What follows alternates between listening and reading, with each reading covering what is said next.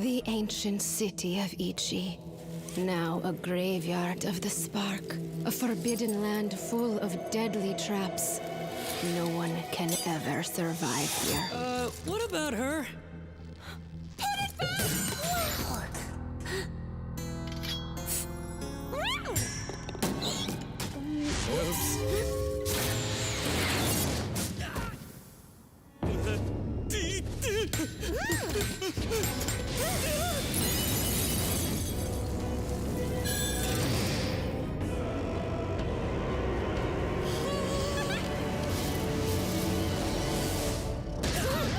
When will you learn to follow the plan?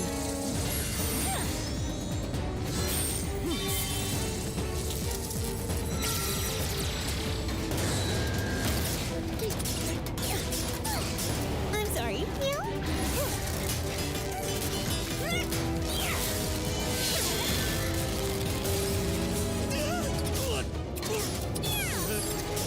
Looks like it's time for Plan B! Plan B? What Plan B? Don't die!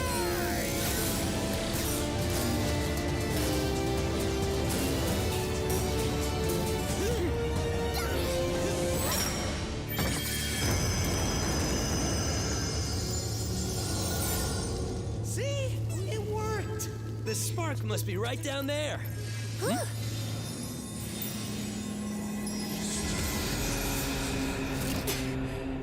What did you see? Our fates are set in stone. We'll all be swallowed eventually.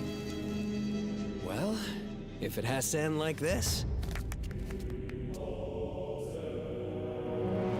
then let's make a change.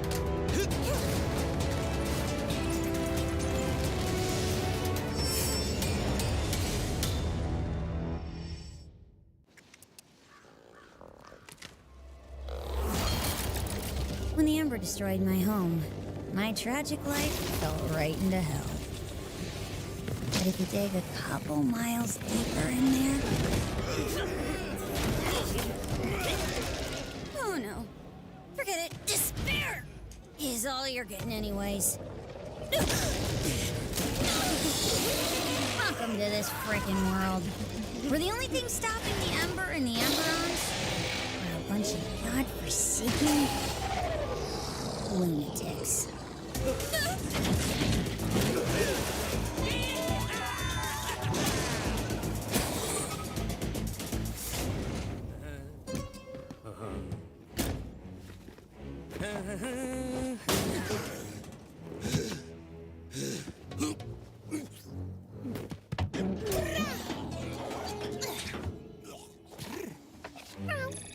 You sure Livy wants a sanctuary here?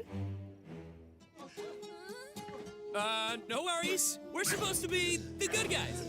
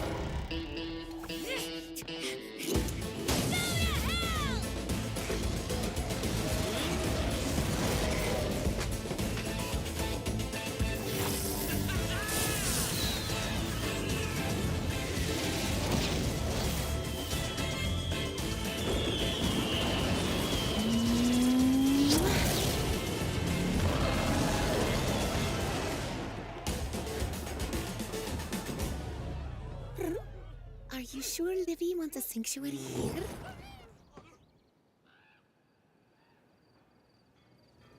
When the Emberons broke through the gates, my tragic life fell right into hell. But if you dig a couple miles deeper in there, you'll find hope. Welcome to this world of embers, Emberons, and a bunch of lunatics. They are Torchlight. Light through hell. Keep the torch on.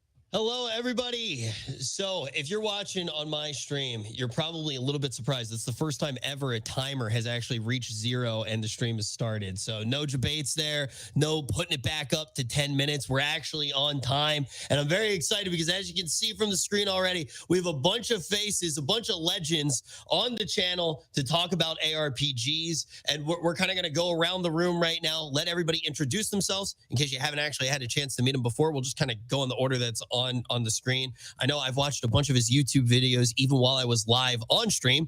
So Rhyker's on the channel. Rhykker, for anybody who hasn't gotten to meet you, could you give a few words about yourself?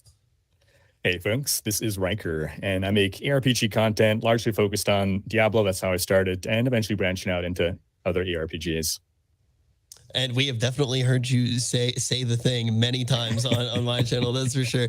Now, Tenkiei, I've watched a bunch of your videos. I've stolen your builds in Torchlight, so thank you. I'm still trying to get them as good as yours, but could you explain? I've also watched a lot of your PoE videos, but could you explain to everybody here what you're doing content-wise? Hey, I'm Ten. I tend to like to analyze games, really dig down, find out how the systems work, get to the bones of a game, more so than just looking at the surface level. A lot of my content is for Path of Exile, but I make things for other ARPGs and other games entirely. And yeah, seriously, check out Ten's videos, especially if you're playing a lot of Torchlight. Great build videos going on right now. And David Brevik is here. David, you've done a whole bunch for ARPGs, but for anyone in my stream who hasn't had a chance to meet you yet, could you also introduce yourself? Sure. I'm David Brevik, and I'm a game developer and have been for a very long time. I created Diablo. I was president of Blizzard North and lead programmer and designer on Diablo and Diablo 2, and was, there at the kind of birth of the ARPG genre. Yeah, very excited to have you on. And now we have folks from the Torchlight team as well to talk about everything that's going on with Torchlight and be involved in this conversation about ARPGs. Hi everyone, this is Jack, the director of product from XD. We are the developer and publisher of Torchlight Infinite. Really glad to be here and thanks for hosting, Rich. This is Ian, and I am the community manager of Torchlight Infinite. So basically, I'm the one collecting all of our players' feedback and reporting those to the dev team. Yeah. So we got a stacked lineup, as everybody who's watching can see, and I get the distinct honor of just getting to ask some of the questions and get to hear everybody who knows ARPGs a lot better than I do, as somebody who kind of just plays them and honestly copies a lot of their builds. I get to now ask a lot of the questions, and chat, if there's anything that you want to ask, you can throw some of those questions out there. I'll be taking a look at them and I'll try to weave them into the conversation, but we have a whole bunch to go through, and I think we should just start kind of looking at ARPGs as a whole. We can start talking about some of the titles that are coming out in this year, coming out at the beginning of next year. Rhykker, we can start with you. What ARPGs have you been looking forward to playing? I mean, the main one that basically the last 6 years of my life has been building up towards is Diablo 4. PoE 2 is going to come after that. And obviously we got Torchlight Infinite fully launching later this year. So honestly, this is probably the best time to be an ARPG fan. I mean, 10, 15 years ago, there weren't that many titles. Now it's a renaissance. Yeah, I definitely agree with that. And we can also open everything up to the entire room. We'll do our best not to talk over each other, but if anybody has anything ARPG wise that they're looking for, Ken, is there anything that you've been paying a lot of attention to? So the game that I've been watching a lot, it's maybe not your traditional ARPG, but Darktide, which is the sequel to Vermintide, looks really awesome. I love a lot of the things the devs did, going from Vermintide 1 to Vermintide 2. Very excited to see how Darktide turns out. I saw an awesome preview of the game recently. Still early days, but I have really high hopes for that. Sure.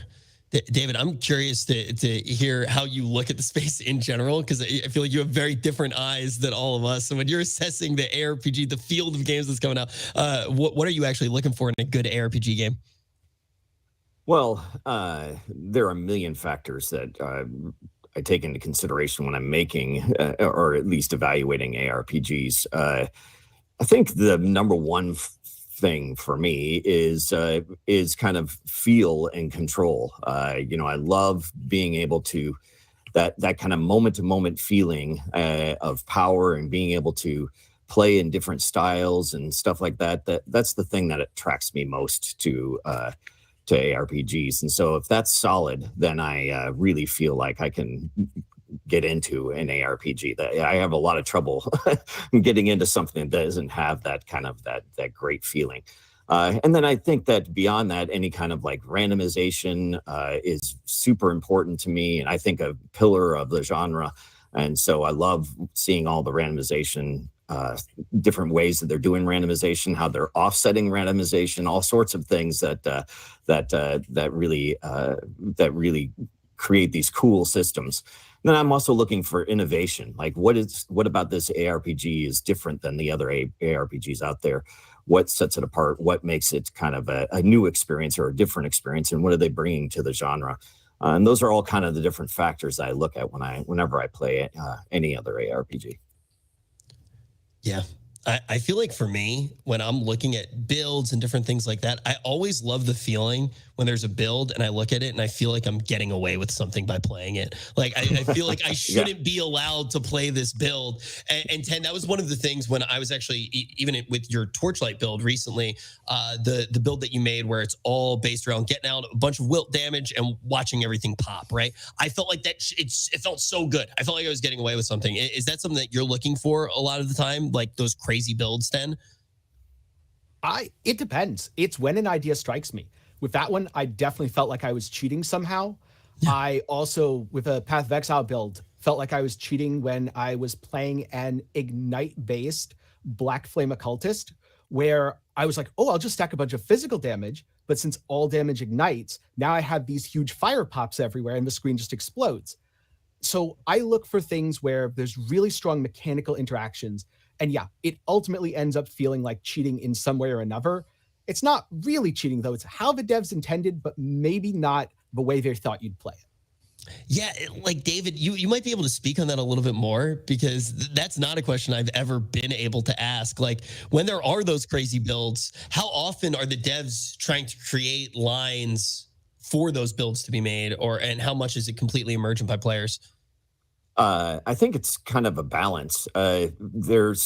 We definitely design mechanics where things fit together and work together, and we do that on purpose. But oftentimes there are unintended consequences to design that is like, the fact of the matter is that, in an audience full of thousands, hundreds of thousands, whatever players, they can find these combinations much faster than a group of 20 or 40 or whatever people making the game, right? So they have all these kind of unique perspectives. It's funny, whenever I make any kind of game, I'll be making it, I'll test something, and I'll hand it to somebody else, and they'll play the game completely differently than me. And I was like, God, I never even thought about playing it that way or whatever. And so I think that same kind of thing happens on all levels of game development, especially when you're trying to create different builds and skills and how they interact in those kind of systems. You get a lot of kind of emergent behavior that you wasn't really intended. It's often really cool though, and you love to support and find. How often do you look at a build and you're just like, oh no, what am I gonna do? We gotta get rid of this one. No, I mean, I love that. I think that finding those builds or whatever is really fun. I mean, I think that other devs can confirm, but like, I like to keep those things in, or at least keep them in for a while, and then maybe in a seasonal kind of thing, kind of adjust the balance or something like that. But kind of keep it from one season to the next or whatever. I like that when they find those kind of things, that it's fun. It's fun. It's great. Feels kind of like you're cheating, and it's like I'm smarter than the devs, or whatever way you want to kind of pose that. And like I've won the game in a lot of ways, and that can feel really good and powerful. And so finding those things is always is just the chef's kiss of the season. Yeah, I feel like now too, you bring up seasons, and that has been, when I look at ARPGs now, seasons really are that thing that keeps popping up. It feels a little bit newer. I mean, it's been around for a while now. I'm trying to think the first one that really did it. Probably was PoE. PoE? Yeah, I think it was PoE. Maybe. So I mean, we could actually look that up. I mean, PoE was one of the first ones for me, and then obviously Reaper of Souls started to bring in the seasons as well. But the cool thing with seasons is it's almost like a rush to which build am I going to start with? What's my goal to actually win? And then what alt am I going to pick up? With the season gameplay, Rhykker, is that something that you're looking for now in ARPGs? Like, how has it changed how you look at the genre?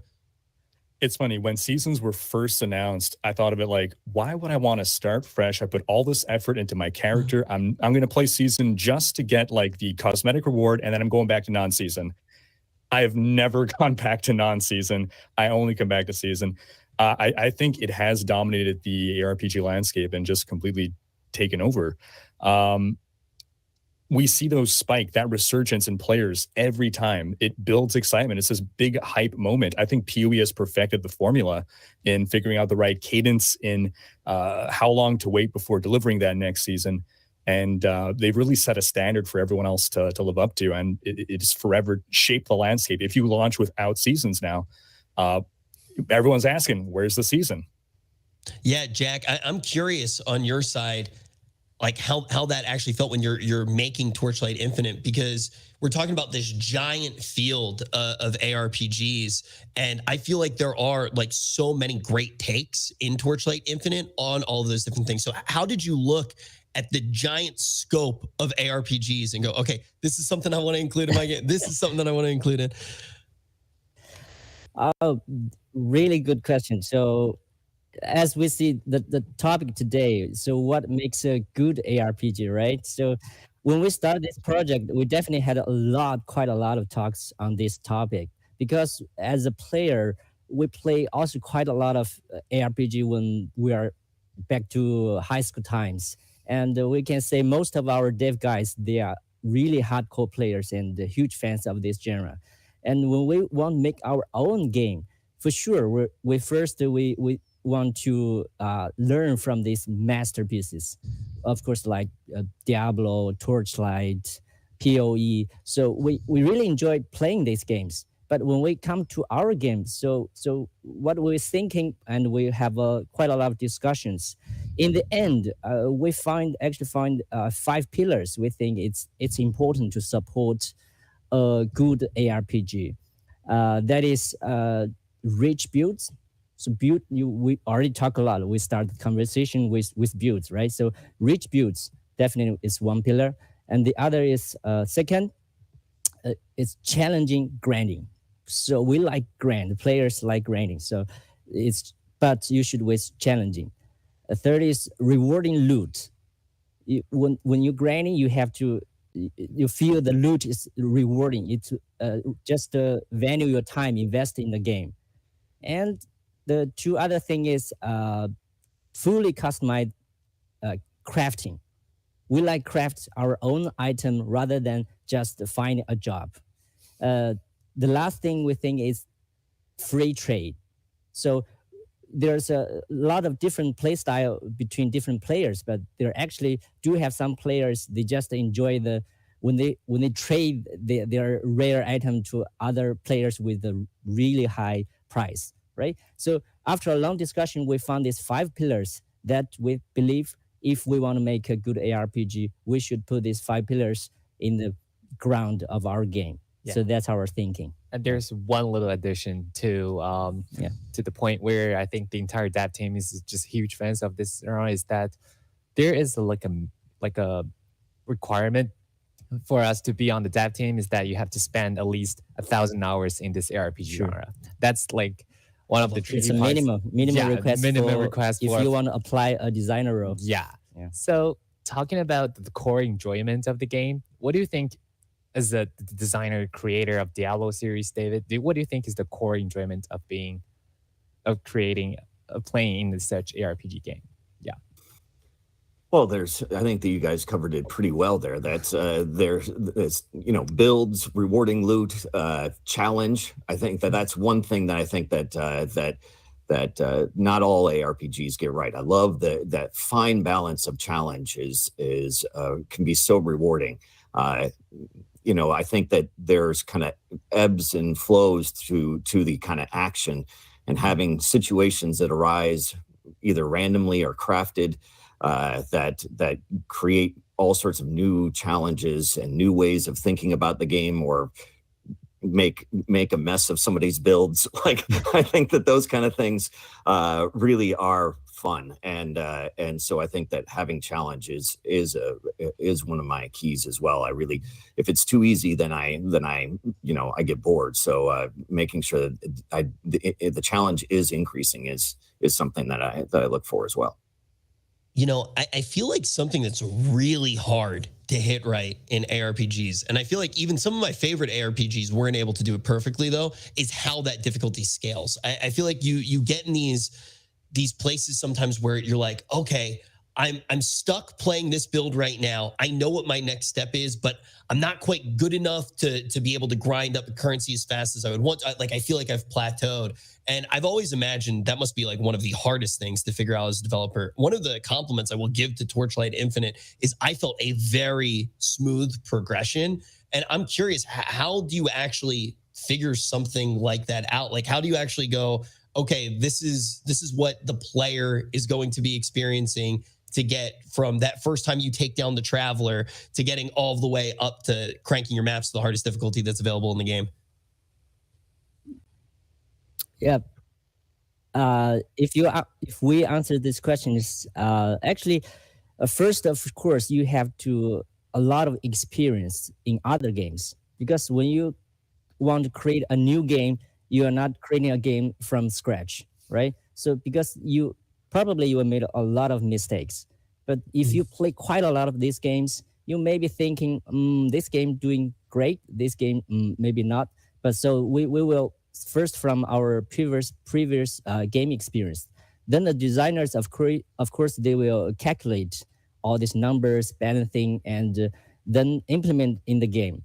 The last thing we would do is just testing. Play yourself. So all of our devs, even so the community managers, they just before launch, they really played quite a lot. And they will get the feedback. It's not we just see the data. Some other developers, they really believe in data. They do A/B test or other things. But in our case, we just try to believe in ourselves. So because we are the players, we know if there's something too hard or it's too easy or the currency is overproduced or something. So to just play the game a lot. Then we just go to CBT. The three, before the OBT, we take 3 rounds of the CBT. And you see when the players, they join the community and they join the game, it's the best part. As we mentioned before, it's really the best part for the devs. When you see your game, even it's closed beta, but it's alive. It's the first time it's alive. You see the real actions, and you see that time you see the data, but it's just the data will be just to double check if your design is right. But then it's play with the players. It's also important, and that's so in the next version or next beta, we just try to improve the things and correct the things goes wrong. So that's it. Yeah, that's how I did this. That's why I've spent more than 50 hours playing Torchlight since it launched. I know, except for collecting the player feedback, I've been playing Torchlight for a long time. Yeah. And I think as that a is. player. Oh, sorry. I think that's an excellent answer, and it's a very similar answer to mine, which is that it's exactly what it is. It's math, like we math it all out, and then it's the play testing, and the play testing is just so important, and it's knowing your game. We would spend hours and hours and hours playing the game, over and over again to try and find the different builds in different places that's just so important. And then with the new tools that are available today, having such like way back when I was making Diablo 2, we didn't have access to a community, right? So that all of the being able to like play with people, even on Twitch, or being able to group up and do things, or whatever, doing activities with the community and having Discord and real-time feedback and all these kind of stuff. These kind of tools that we have today to interact with the community is just fabulous. And having the community involved is not only extremely exciting for the dev, but also just makes everybody really happy, because you're getting great feedback from the community. The community feels listened to. We get great feedback. It's this great symbiosis, this great way that we can work together to create something awesome. Yeah. Ten, you were going to say something as well? Yes. So as a player, I definitely noticed the differences between the closed beta test 3 and the open beta test. One thing that I didn't like too much in closed beta test 3 was some of the legendary items were really cool, but they were so common that they didn't feel very valuable or impactful. I could get them for flame sand, basically pennies, not literal pennies, of course, but a currency that drops a lot. And then going into the open beta, a lot of these items are rarer. And it's something that I also noticed in Path of Exile, where in 3.19, a lot of unique items are significantly rarer than they were. Common enough that you can still get them, but it feels meaningful to pick it up because, oh, wait, I can actually sell this to someone and they're going to use it. It's not just vendor trash I leave on the floor. And that was one change that I really noticed going from a closed beta to the open beta, and I definitely appreciate. Yeah, I think that's a cool thing to bring up as well, because I mean, PoE, I know that was one of the things that they were focused on, with trying to make not all legendaries feel like they were just alks, which was like a hard change. But there's also like that weird balance, because we all love loot pinatas to happen inside of our ARPGs, right? But nobody wants to stand there the entire day and just pick up like nonsense loot and be kind of like hard stuck just picking up loot. And I think that, when I look at Torchlight, there's a pretty interesting balance. I mean, first of all, the game has a loot filter in it, which I thought was, I don't think I've ever seen that before in an ARPG. And several. Okay. I feel like I've never checked that in the settings before. Sorry, I didn't mean to interrupt, but Grim Dawn has a built-in loot filter. Last Epoch has a built-in loot filter. It's, I'd say, pretty common these days with modern games, but it's definitely an innovation on a lot of the older games that didn't have a built-in loot filter, PoE included. Yeah. I mean, for a lot of those like older games, you had to go and get one, but it was part of your workflow, right? And now the question is, even when the loot filter comes in, what loot do you want to be picking up and still feeling rewarded? And Rhykker, like I think in Torchlight, it's definitely interesting, but I'm curious how you feel about all ARPGs. Like how much loot do you want to be seeing? How much do you actually want to pick up? Oh man, that's a great question. I feel so. Loot filters were a solution to a problem of too much loot dropping. I wonder if there could be, some alternative means of solving that. But because some games are like unplayable without loot filters, without naming names. We kind of know which some of those are. You want loot to remain exciting when everything is dropping all the time and you don't know. Everything is just so blasé. Then the whole drive of playing the game, which is finding those exciting drops, is just gone. So loot filters, I think, work best when they're there, not so much to filter out the garbage, but to help you find specifically what you're looking for, to maybe call out something that you would otherwise miss because it's maybe a little harder to notice. But yeah, you definitely want to be finding just enough loot that loot remains exciting, but not so much that it gets boring. I mean, I don't know if any of you guys played with drop mods way back in the day in D2, where it's like, oh, I installed this mod, now I'm getting drops that happen all the time, and it's fun for 10 minutes, and then you burn out on the game. Yeah. I'm curious, David, how you look at it, right? Because, for example, raw currency is usually something that's pretty easy as a player, at least how I feel, to understand. You're like, oh, wow, this is a big piece of raw currency. I feel like I'm progressing. But as a actual game designer, what's your thought process on how do I make the grinding feel rewarded when it can be relatively jigsaw progression? Like it can go a little while before a big piece drops or before a big piece of raw currency drops. So how do you go about solving that problem?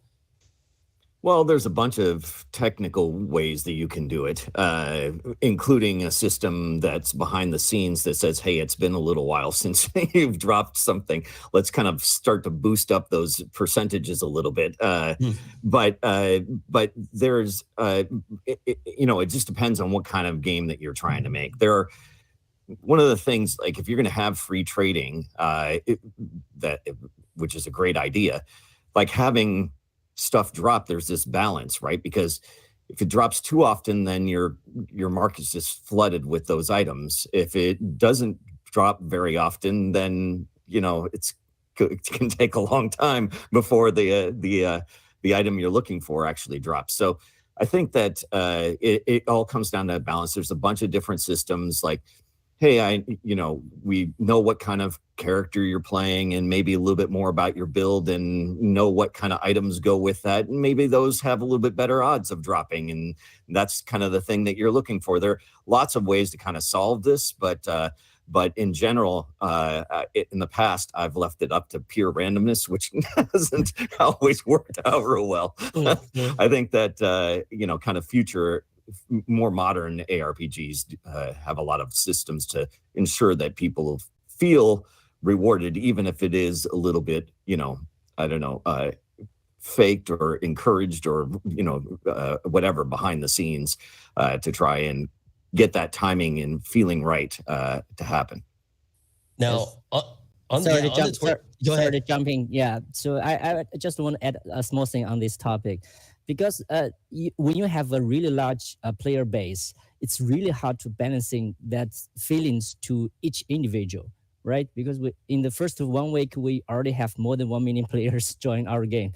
So, but what we are thinking is, there's one option is that one solution is we want to give this option was these flexibilities to the players. That's how we did in our end game, NetherRealm. So we actually, on the top it, we add a card system. The card, a deck. You can build up a deck. It's actually on top of the end game. The decks, actually, different players can build with different decks to customize their looting experience. I think So Tenkiei, you already make another video about this, right? So you can feel, so that's how I can just give the freedom to the players. Then they can adjust it based on their play style. So that's how we're thinking on this. Yeah. Yeah. Great idea. And just to jump in a little bit with my experiences using that system. The way the deck works is you have trait cards, 10 cards that you choose, and chaos cards, many of which are far more powerful than trait cards, that are dealt randomly. Every 5 maps that you do, new cards will be dealt. So you kind of have a hand and you get 5. Some cards allow you to extend this. Your trait cards have what's called inheritance, meaning it applies to subsequent maps. So it's really cool to be able to stack stuff together. Like I take items with 6 affixes and turn them into flame fuel. Then I take other drops and turn them into flame fuel. Then I have a chance to upgrade flame fuel and I get 10 flame elementium dropping on the floor in a nice big stack. And it feels awesome because I combined my trait cards. Or I do a bunch of stuff with Trial of the Gods and I get really rare drops from those that you wouldn't see otherwise because you're enhancing them and you're putting them in all of your maps. Yeah, your deck video helped me a whole bunch, by the way. I like when I first got into like actually going about the end game at the beginning of the end game, I didn't even read the cards at first. I was just randomly picking stuff and I was like, oh yeah, I'm cruising. And then I was like, okay, I'm going to watch a YouTube video because I actually, the first build that I really played, Ten, was your Flame Jet build. You did a great YouTube video with like 3 starter builds. And I love the Flame Jet build. I was playing that. And then I was like, all right, let's see what else is going on. And then you start messing around with the decks and you really feel like you have the ability to go, okay, I'm going to try to farm raw currency. I want to add a bunch of packs into my map. You feel like you have a lot of control. So I'm curious, Rhykker, what was your feeling like when you were starting to get into the end game more with Torchlight? Oh man, I don't have nearly enough experience on that end as I would like. I started playing into the beta. Oh, geez, was it last December or last January? I think it was toward the end of the year. So yeah, I've gone through a lot of the earlier game thing, and then I've checked out some of the end game, looking at those layers there. But I got to dive in some more, man. I got to make the time. All good. Just in end game in general, what are you really looking for? Because no stranger to ARPGs at all. What are you looking for in end game? Yeah, that's a great question. A good amount of replayability. I want to be doing an activity that I have fun doing, that feels rewarding, feels worth my time.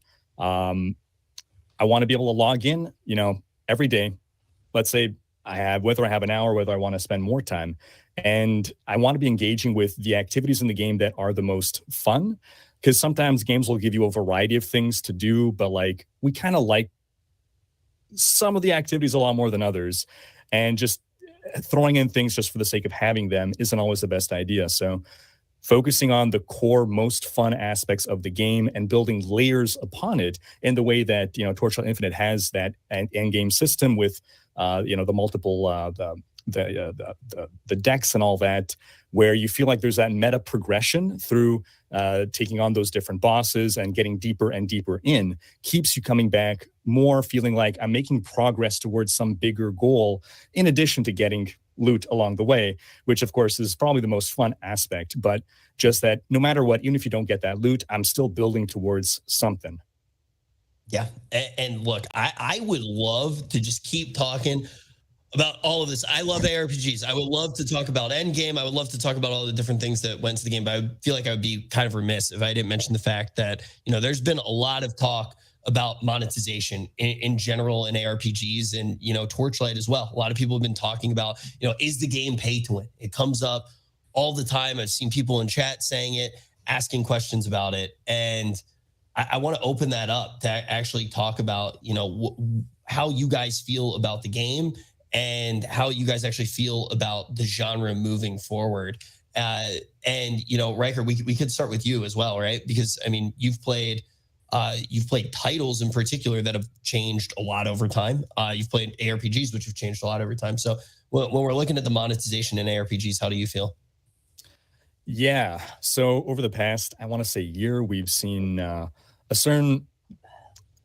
entry of, I guess, mobile games come into the genre where we didn't really see that in the past. It's always been a PC gaming genre. And the reality is there's different monetization models that work on different platforms. We see a lot of resistance on the PC side of things towards monetization models that are more mobile friendly or mobile centric.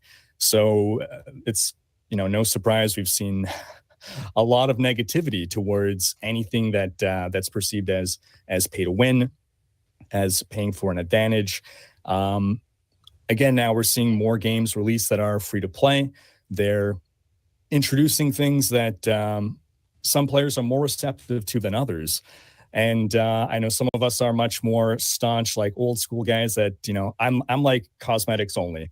That's what I'm happy with. But I know some people are, they're okay with paying to speed up progress or certain things. I think what's important in this discussion is that we understand, I guess, there's the label pay to win, but at some point we've lost track of what exactly that means.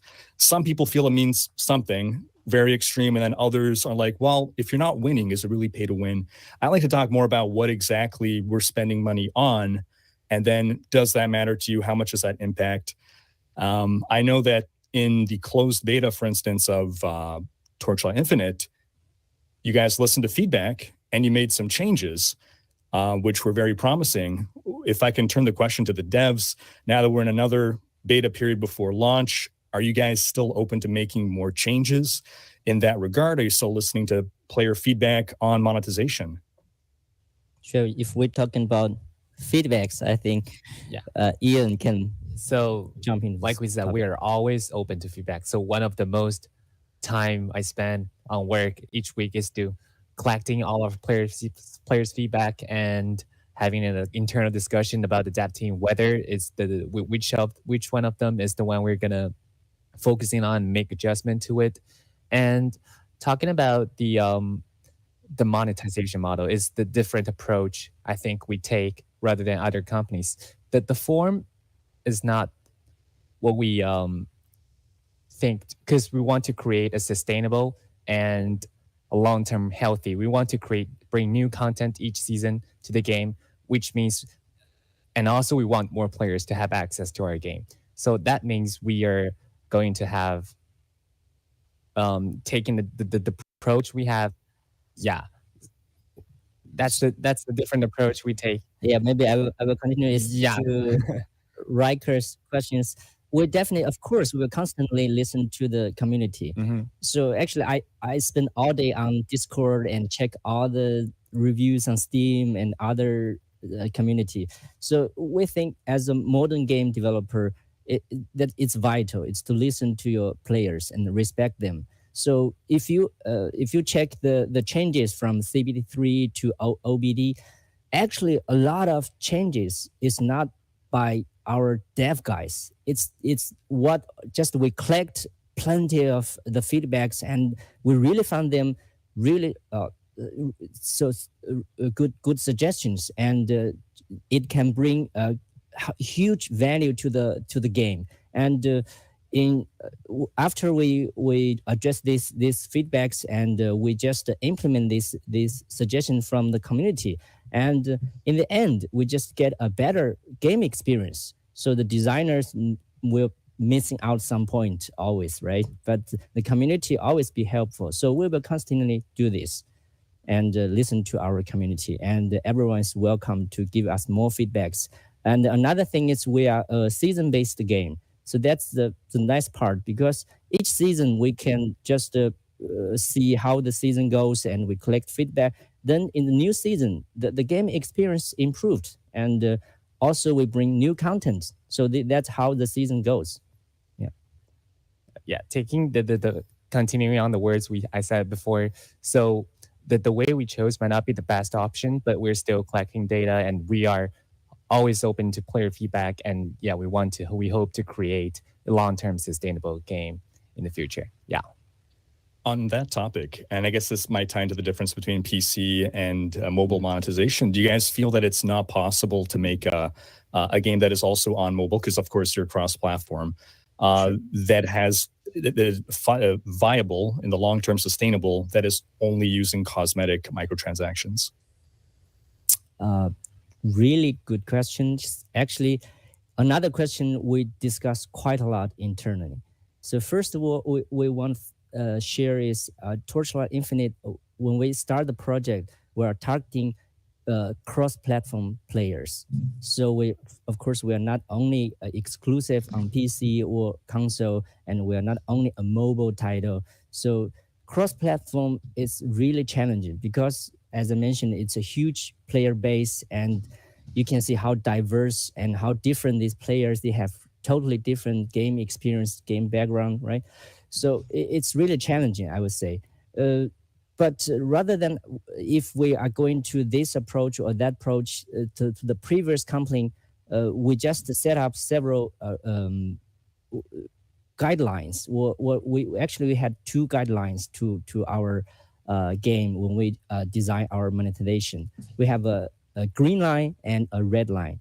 So the green line means the monetization should be sustainable to support a healthy business cycle, because we are free to play and it's game as a service. We want to run the game in really long term. So if we cannot generate enough revenue to support the dev team, then we cannot deliver sufficient and high quality content to our players. So that's green line. So we should make sure our monetization should above this green line. But we also had a red line. The red line is David's last video he already mentioned in his interview. One of the interview is the core is we do not want the monetization affect the core gameplay. That's a red line. If we cross this line, that means the player's general game experience will be impacted. That's definitely the thing we wanted. It's not the thing we wanted. So just take the in detail. So for this red line, for example, we mentioned very clearly at the very beginning, we will never introduce PvP system in our game. So that means you don't. There's no incentive to win to other players. And again, we don't sell any how to say the in-game currency or these crafting materials, all this kind of stuff. We were never in a cash shop. It's all by loot. You loot for all of the things. It's like that. So there are just 2 very little examples, but we do have red lines. The in general is again. So we want the another word is actually I watched Tenkei's video. Tenkiei also did a really detailed breakdown of our cash shop and monetization. Right? Maybe Tenkiei can also add some of your perspective from a player's side. So as a player, how who our spent more than 100 hours on our what's game. your opinion? And also want to listen to your feedbacks. Yeah. Sure. So the first thing is, I think I've been in somewhat of a unique position. I've played Torchlight Infinite quite a lot, both in the closed beta test 3 and since then, but I've also been in communication directly so early on when there were some misunderstandings over things like the monetization test in the closed beta test 3, which, to be clear, I didn't agree with putting hero traits in a gacha system. That was definitely over my line. I had a way to communicate that and say, I don't like this. I hope this feedback's passed along. And I felt like I was listened to, and I was. It got changed. I do not like gacha systems. I don't like loot boxes. I also don't like things that tie spending money, especially over time, to in-game power in a way that feels coercive. And I know that's going to feel different for many people. I've played plenty of games and I've talked to a lot of players of many games. Everyone draws the line differently. I don't think something like a battle pass for a new character feels coercive. Yes, you have to buy the battle pass if you want the character, but there's going to be a free path for it. Eventually, I know right now you can get space-time elapse for free. I'm guessing that in the future, Thea will also be available for free for the tokens.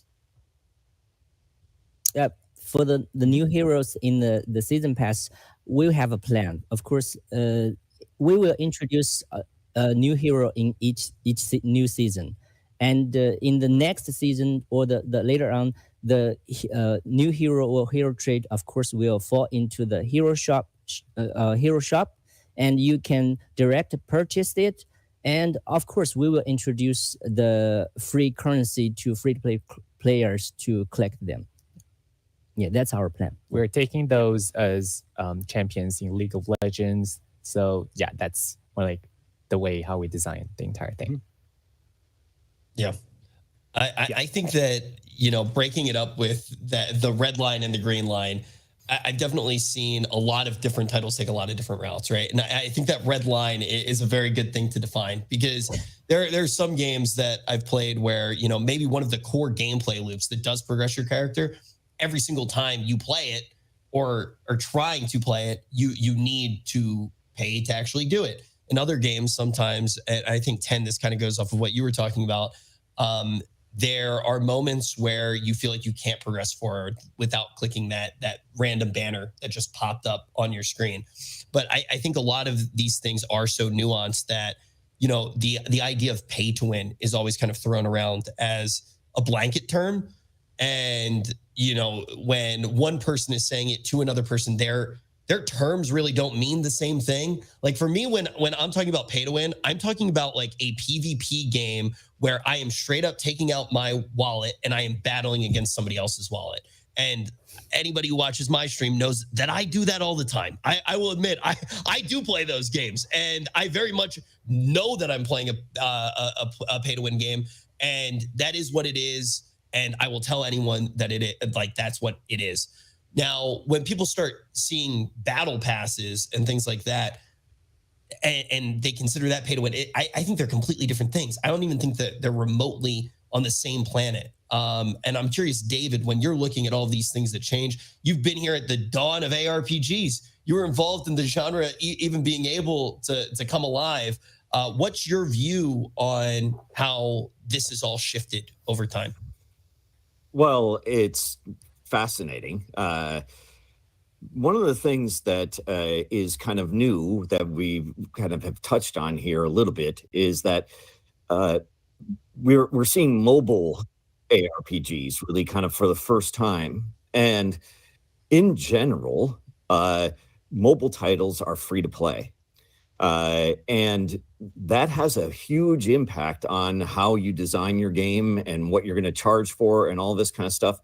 And now kind of two worlds are colliding between PC world and console world and what they're kind of used to, which is like, you know, maybe, you know, a single purchase kind of things. And then now we've got mobile, and it's like, you know, I don't know, chocolate and peanut butter coming together. And so like new things are going to have to be tried there, and there's going to be different ways to approach this problem. The fact of the matter is that on mobile, you won't get users unless you're free to play. Like the flat metrics are out there that charging for a product just doesn't work on mobile. So if you're going to have a mobile title that's also on PC, you want to get all those mobile users, and you're going to need to be free to play. So that already sets the stage for what kind of business model you need to use. And then it's like, okay, we're having these green lines and red lines, and different people have different red lines and green lines. And you're going to have to charge for something. Like you can't just make games for free. Like a lot of people, I feel like there's a lot of entitlement with some of the gamers about like, give me everything and give it all to me for free. But come on, you know, there has to be some kind of way that the devs are, you know, get money to actually create a business to actually make the, you know, feed themselves and make the game and the content. It is a business. So I think it's a tricky thing to do. I think that the Torchlight Infinite group is doing a fantastic job listening to the audience, making changes, trying to be as thoughtful as possible, and coming up with a system that hopefully will appeal to everybody. And having those kind of like that, I think that people throw the term pay to win around. They do it for as a clickbait kind of thing. You know, it's like, oh my God, it's pay to win, you know, and whether or not you believe it is pay to win or not, or whatever, I mean, we can debate that to death, but I don't really know if that helps anything. The fact is that people are going to have their views, and whenever kind of monetization happens in a free-to-play world, some people are going to like it and some people are not.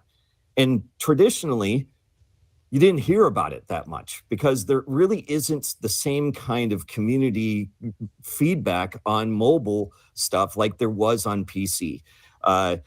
You know, mobile's been free to play. It was kind of a built-in expectation, and now that more games are trending towards free to play on PC, you're getting much more vocal audience. So there's kind of these lines and these battles that be drawn. And I think that having the green line that they have in Torchlight Infinite of it, you can play the entire game for free is super generous. You can get through all of the content for free, loot all of the things that you want to loot, or make the builds you want to build. All of that kind of stuff is pretty spectacular, and it's a very generous model. So I think that that overall, that's I think that their monetization is really thoughtful and great. Yeah, and just to jump in with something that I don't think gets talked about a lot. This sort of monetization on PC has existed for really as long as I can remember, but it was free-to-play browser games, which were very much a thing in the early 2000s. They were on Facebook, Congregate, all sorts of sites. And then they kind of died out, but they didn't really die. They moved to mobile. And it's always been that they were free to play. There were good ones that treated players well. There were bad ones that made you feel like you're a second-class citizen if you're not paying them. I remember one of the games, there's this pop-up that would literally say, "Hey, loser, you should buy this." And it's like, what? You think I'm going to give you $1 if you call me a loser? I then closed the game and never returned to it. My own experience with, because I've played a lot of games that would generally be agreed as pay to win by a lot of people or not pay to win. When monetization gets in the way of me having fun and playing the game, it's a problem for me. There's certainly some aspects of Torchlight Infinite, like the pack spirits, that I'm not a fan of. I don't like randomization in anything that's paid.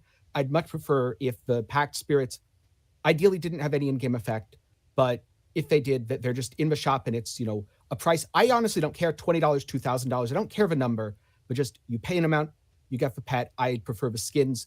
You pay an amount, you get the pet. At the end of the day, though, if I never pay any money into that system, if I just buy the battle pass, buy some stash space, I'll be able to do everything. I'll have a great time. I don't feel held back in any way. Yeah, that's honestly the green line that we talk about, is because we want to guarantee the core gameplay as a free-to-play player can experience all the end-game content and can honestly experience all the experience that a paid player could have. So that's what the red line and green line thing brings up in Torchlight Infinite is like. I will be just full transparency from my end right now. My chat already knows this. Like, I am a filthy pay to win player in everything I do. I play gacha games all day long. I love it. It's something I have a lot of fun with.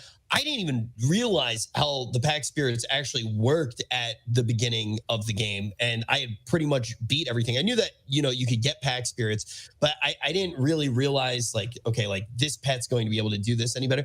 And I didn't need the power from it. It wasn't like content was gated behind a level of power that I felt forced to get the pack spirits. And there wasn't like this moment where it was, you clear your first dungeon. So it's like, hey, you can get like 800% value pack spirit right now. I didn't have those moments. So when you're talking about that green line, what was your goal with the pack spirits? Like, what did you actually want it to feel like for the player, if you're not necessarily gating them behind something to need to rely on those pets? Okay. So just back to how we design the core gameplay and the monetization. So as a developer, of course, we have to think both of the things. As a player, maybe you only care about the core gameplay, right? I want the game to be fun and right there. But as a developer, we had a relatively large team. So we want things. So that's why I said the green line. So we should add something or to generate some revenue to support the dev team. But how we did this, to my perspective or our team, there are two approaches. So one approach is you integrate the monetization with the core gameplay. So if you do this, you can feel that. So when you want to progress and you want to get more powerful, there is some way you can pay and you can get stronger. So that's one approach, and we see a lot of free-to-play games are doing this. But actually, as a player or even developer, we don't like this. It's not our goal to do this. But in the other hand, so we did in another approach. That means gameplay first, monetization second, and we use the word it's detached. That's the key. So you can see the pack system actually it's detached from the core gameplay. You All can right, Jack. I just came up with a great idea. Yeah. So Rich, you're such an experienced player and you've been playing all kinds of games. But do you think you can beat a hardcore free-to-play game player in Torchlight Infinite? I mean, I'm willing to try. Yeah. Yeah.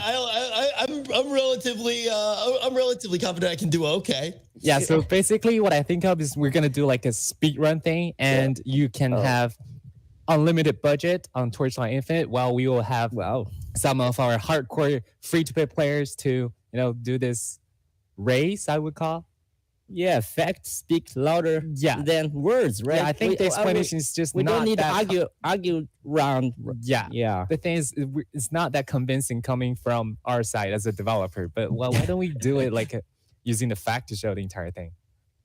Hey, look, I am willing. I am fully willing to have an unlimited budget in gameplay. Like that, I am fine with that. I will go unhinged. I will try as hard as I can in a race. It sounds great to me. If you win, we will guarantee you get refund. Yeah, of course. Yeah. There we go. I like that. All right. I'm definitely willing to give that a try. Yeah, let's make a plan for detail, right? Yeah, So I'll think about the detailed things later that's on. really We'll good idea. Yeah. announce the entire thing if we set it up. Yeah, but yeah, what do you think about this plan? It's I'm 100% there. I mean, I don't know if I'll be able to win, and I know no matter what happens, my chat will always be there to make fun of me if I don't. So I know that they will be waiting to make fun of me. But yeah, I think that we can figure out what we race to, and we give it a go. Yeah, for sure. I'll set the detailed rules will be set later on. I'm pretty sure it will be fair to both of us. I guarantee that. We'll share to the community as well. Yeah, we want everyone to see what was going on here. Yeah, that's our plan. I'm about it. I'm gonna need to borrow a build from Ken to make sure that I'm not running around some terrible build. I don't know, that might be considered cheating. I think you might have to use your own unique build here. Oh no. I think we're up to everything. It's just like maybe you discover a unique one that nobody found yet, right? Yeah. Wow. That's dangerous. No, I need to make a build. That's a little bit risky for us now. I will be honest. My build creation is probably pretty bad. I've had the advantage of you talk about how much this scene has changed. There's been so many content creators I've been able to watch basically the entire time I've been playing ARPGs. Like Rhykker, you're probably the first person I was watching to try to figure out how to beat content, So I've had the luck of never having to use my own brain to make a build. But Rhykker, thank you. You're welcome to join. Yeah. You can choose a side. You can choose a paid player side or a free player side. Yeah, it's up to you. You can welcome to join. Yeah. I honestly think I'd probably lose either way, to be fair. I'm not particularly fast. Now, if you tell me I can abuse the trade market, then I might stand a chance, but I'm not a very fast player. I'm much better at making builds than playing them, to be fair. Yeah, I should think about the abuse of using of trade house. Just you do things normally. It's not like you put a trash gear on it and sell it for like a 500 fire element. That's not the case. But if you do it normally, that's definitely the case we want it to happen, because we want to show how we work out the detail. Yeah, we're working on the details later on. Rich, that's a deal. Ready? Let's do it. I'm all about it. I'm all about it. Even if we do it like almost like solo self-found style. Yeah, that's another concern that I would think about. You will have a consulting team. No. The solo self-found. Yeah, we want we want to showcase the free trade as well. So trade house might not get banned. Yeah, I think we're open to all those. But no fan support, right? No, right. No, consulting is okay, but no, trade house support, no. Yeah. Yeah. I will, man, when it comes to actually crafting, I do love the crafting in Infinite. Like it does feel so good. So I'm excited to sit down, craft some pieces, and try to figure out which line to run. Once again, Ken, thank you for your video on crafting. Yeah, you're welcome. I mean, thank you to the devs as well for sponsoring that and really allowing me to put way more time into it than I would have been able to just on my own. It's been super awesome to get official support for making guides to help people. Thank you for your videos. Yeah. Like one last thing I want to address is that we're not like telling there's no difference. The design philosophy of the packed spirit system for us is for like life improving. So we're the race we're doing is simply like telling the gap or even the difference between a player, free to play player, and the paid player is not as huge as you thought. Like you can just destroy others with the progress, with the time saved. It's more like a way to support us. Yeah, that's how the entire thing works. Well, look, there is a very popular clip of me that I think some people have probably seen before. I don't necessarily need to mention which ARPG it was, but I did spend in time well over 30, 40-ish $1,000 on. And I then PvP'd, and it was 44 to 0. Yeah, I saw that clip too. Yeah. So I've had a moment where it was pretty clear that it was not I was right clicking and that was it. That was it. Everything was crumbling. I having already spent as much time in Torchlight as I have, I think I'm on my Flamejet character. I think I'm either level 92 or 93. And then I started to like mess around with some alts, right? And I spent a lot of time crafting and like playing around on the trade house. So I've put a lot of hours into the game. And in my experience, I do not think I'm going to have that moment where I'm cackling and I have my 44 to 0 moment. But yeah, I mean, I feel like we got to talk about, a lot of the different things. I'd be very excited to do that race. Yeah, and just in terms of my own builds, I've played quite a lot of different builds between the closed beta and now, and it never felt like, oh, I was missing this pet. I mean, on my current build, I do so much DPS that I can't even properly measure it anymore. And my pet is fixing my resists because I'm too lazy to fix my ring. And I forget what the other pets do. I think they're just blue quality pets because I was like, oh, these are level 3.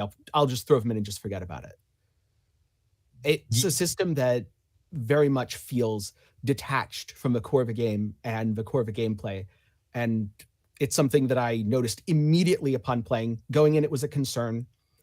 I still, again, philosophically don't like that the system exists, but it certainly hasn't gotten in the way of my enjoyment of the game at any point so far. I'll keep it real. All of I switched recently to mess around with something. I did play around with the boons a little bit. Like my second or third day playing.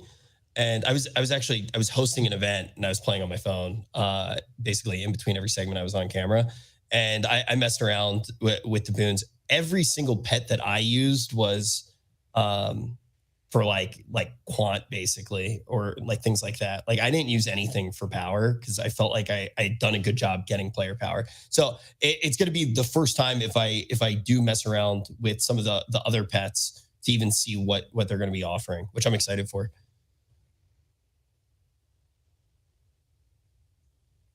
But yeah, I feel like the main thing now, I would love to play. That's what I'm thinking about right now. The race sounds exciting for both of us, I believe. Yeah, for sure. I'm like looking right now, and I would love to play tonight, even if anybody else wants to. Yeah, probably we will join you. Yeah. We can be your consultant for now. Yeah. Yeah. If you have a question, you can ask Ian. Yeah. He really plays through the game over and over again. Yeah. A lot. Even as a community manager. Mm-hmm. Dude, I love to hear that. Wait, so 10, how many hours do you have in the game, out of curiosity? Let's just say it's an embarrassing amount because Steam says I have about 80 from the closed beta test 3 and about 120, but I do have a bad habit of leaving the game open when I'm not actually there, in my defense. And there's also a few more from some other stuff. So an embarrassing amount. I'll just leave it at that. Yo, I love to, I like that is so I only started playing in the most recent version of the game.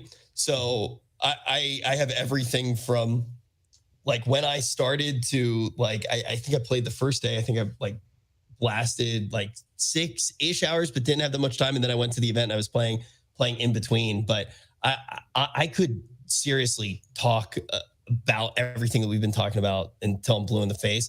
I wish we had a little bit more time, but I am seeing right now that this is all the time that we did have for the interview. And I want to say thank you so much for having everybody here. Just so many people that I've either consumed content from as far as video content on YouTube or on Twitch, and then literally consuming your games. So it was nice to meet everybody and actually have a chance to chat with everybody. Yeah. Thank you for hosting. Thank you. Yeah, it's an honor to be here, honestly, talking about all these Rhykker, topics. David, thank you for being here. And Thank you so much. Thank you so much. Thank you for your videos. Thank you. Yeah. I would love to at some point too, if we all get a chance to just talk about ARPGs some more. I'm straight up always down for it, and it really have a lot of respect for everybody on the call. So thank you all for your time. Thank you. So Thank you for we having will me. be here, continue to help you with some of the gameplay, right? Yeah. You know what? So I'm gonna change some things around right now on my stream, and I'll get you on Discord, and we will figure that out right now. So just give me a second, everybody in my chat. Give me a few seconds. I'm gonna kind of mess around with cameras and stuff and make sure everything's going all right. And we'll might have to get Wajito in here to make sure that everything's going all right. But let's get a round of applause for everybody who was here for this great conversation. And I will see everybody soon, and I'll see everybody in chat for a little bit of gameplay in just a few seconds. Thank you all. Thank you all. The ancient city of Ichi, now a graveyard of the spark, a forbidden land full of deadly traps. No one can ever survive here. What about her?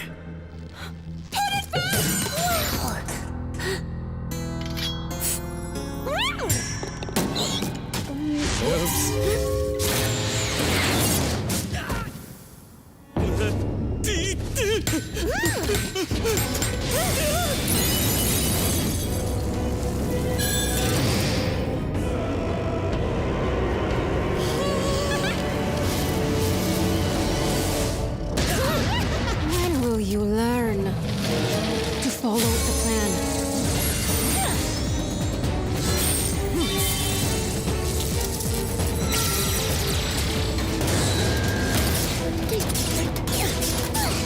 I'm sorry.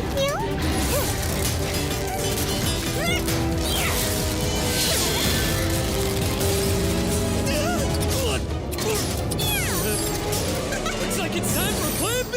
Plan B? What Plan B? Don't die!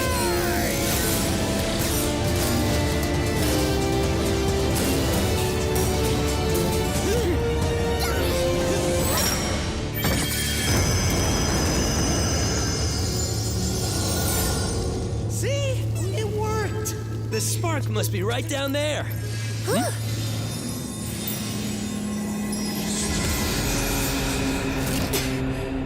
What did you see? Our fates are set in stone. We'll all be swallowed eventually. Well, if it has to end like this, then let's make a change.